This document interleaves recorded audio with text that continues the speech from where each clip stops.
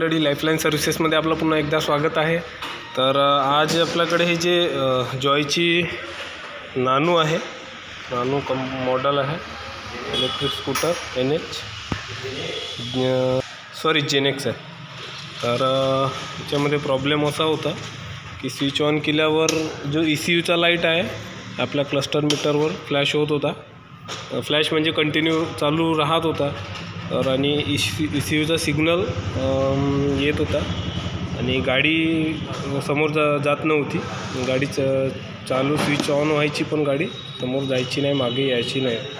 तर त्याच्यामध्ये प्रॉब्लेम कुठं होता, कुठे सांगते मी तुम्हाला. इथे जो या कुंट्यावर एक ECU लिहून येतो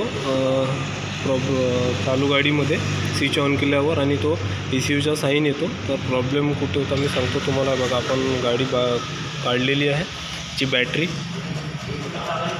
आणि बघा इथला जो सामान आहे बाहेर काढलेला आहे. तर याच्यामध्ये हे जे लागलेले नट्स असतात, त्याचे वायर जे केबल्स असतात हे पण बाहेर काढलेलं आहे. आणि तर प्रॉब्लेम आपला जो हा ECU असतो, कंट्रोल मॉड्यूल, हा कंट्रोलर असतो, याच्यामध्ये फॉल्ट आलेला आहे. तर अशा प्रकारे हा कंट्रोलर असतो. तर हा आपण चेंज करणार आहोत. हा शॉर्ट झालेला आहे, हा नवीन टाकूया आपण. गाडीमध्ये प्रॉब्लेम हाच होता, ECUचा लाईट लागला, गाडी मागे पुढे जात नव्हती. आय थिंक कस्टमरने पाणी वॉशिंग केली असेल तर पाणी लागलेलं असेल. अशा प्रकारे कंट्रोलर असतो.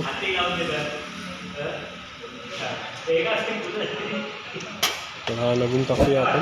व्हिडिओ कसा वाटला लाईक करा, शेअर करा, सबस्क्राईब करा.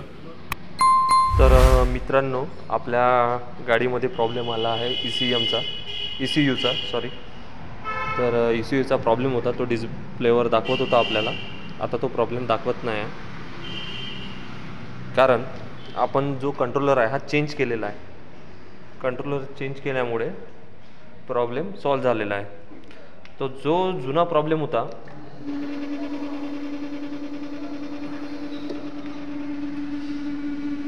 आपल्या गाडीमध्ये तो प्रॉब्लेम तुम्हाला दाखवतो. हा जुना कंट्रोलर आहे.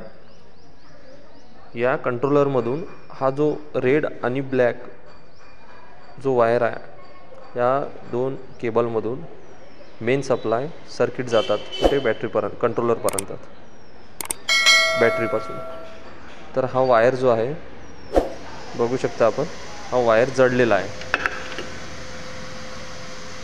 हा वायर जळल्यामुळे या कंट्रोलरमधून ECU हा प्रॉब्लेम येत होता. त्याच्यामुळे गाडी बंद पडलेली होती, गाडी समोर जात नव्हती. ठीक आहे, बघू शकता आपण.